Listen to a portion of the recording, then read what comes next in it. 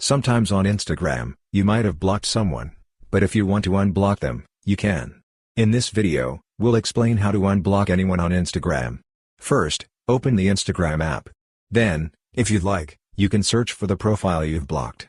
To do that, click on the search icon, and you'll see the search option at the top. For example, I'm searching for this account. I've blocked this person, and here you can see the unblock option. You can either click this unblock button or tap the three dots at the top. Click on those, and from there, you can also select the unblock option. After that, you'll see a pop-up message like this. It shows the unblock option, so just click on that, and the person will be unblocked. One thing to note: sometimes you might not remember every account you've blocked. In that case, here's what you can do. See your profile photo? Click on it. At the top, you'll see 3 lines, click those.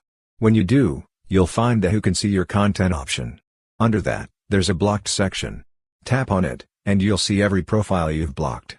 Here, I've blocked this person. To unblock them, you'll see the unblock option next to their name. Click on unblock, and a pop-up message will appear. In it, click unblock again, and that person will be unblocked. That's how you can easily unblock anyone on Instagram. Hope this video was helpful. If you found it useful, consider subscribing. See you in the next video.